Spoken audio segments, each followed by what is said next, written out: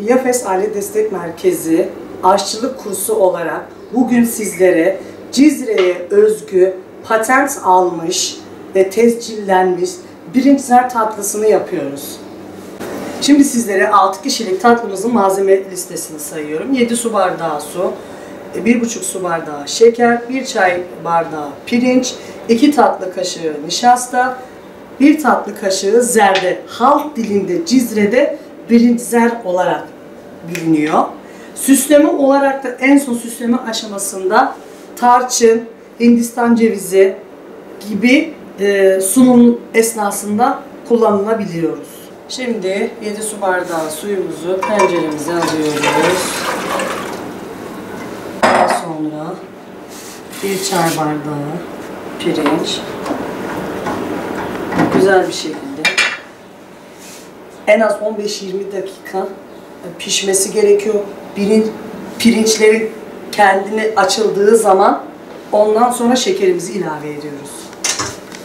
Karıştırıyoruz. Bir tepsi yok mu?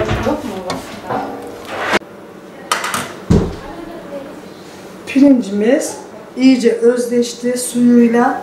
Şimdi şekerimizi ilave ediyoruz güzel bir şekilde.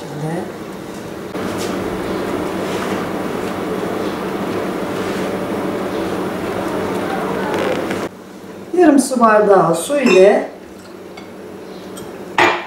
2 tatlı kaşığı nişastamızı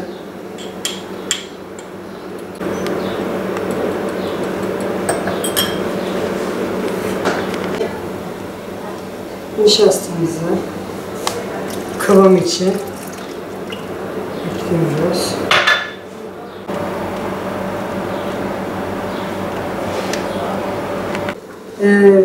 Kıvamı tamam. Şimdi renklendiriciyi koyuyoruz. Yani birinciler.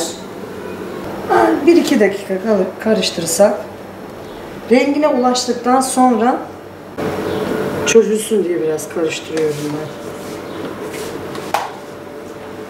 Rengi hazır durumda. Şu an servis yapabiliriz.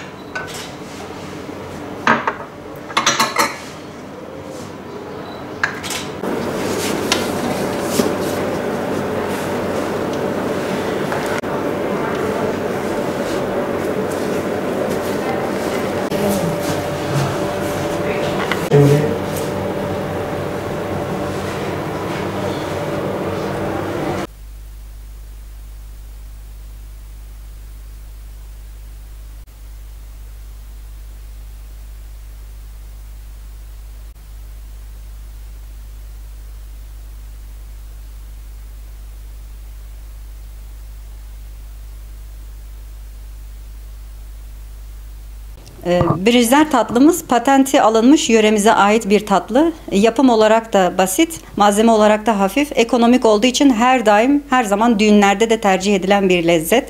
Düğünlerimizde, mevlüt programlarımızda olsun, komşuluk ilişkilerini güçlendirmek için bile olsa yapılan bir tatlı. İçinde pirinç, şeker, zerdeçal var. Ve ılık suyla ocakta kıvam verilerek yapılan bir tatlı. Yapım aşaması ne kadar kolay olsa da biraz bekleme süresi var.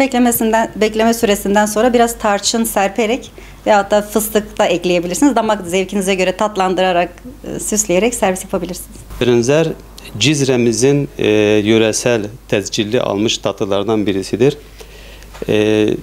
Genellikle düğünlerde çok güzel kullanılan tatlılardan birisidir. Cizre halkı da bu tatlıları çok seviyor. Biz de aynı şekilde bu tatlıyı çok seviyoruz. Birincilerin yapılışı çok kolay. Hiçbir şekilde bir katkı maddesi yoktur. Katkı maddesi olmadığı için de çok tercih ediliyor. Yalnızca içinde pilav taneleri var ve şekerden ibaret yapılıyor. Yani doğal olarak yapılan bir tatlıdır. Cizre'mizin yöresel tescilli tatlısı olduğu için de çok tercih ediliyor. Birinciler bizim Cizre'mize ait özel bir tatlıdır. Düğünlerde, mevlitlerde, nişanlarda, özel misafir geldiğinde hazırladığımız yemeklerin baş tacıdır. Biz daha akşamdan yapıyoruz. Bir hafta kalsa da dolapta bir şey olmaz. Çok güzel bir tatlı. Severek yaptığımız bir tatlı. Cizre'mize özel. Olmazsa olmazımız. Sofralarımın baş tacı diyebilirim. Zahmetli değil, severek yaptığımız bir tatlımızdır.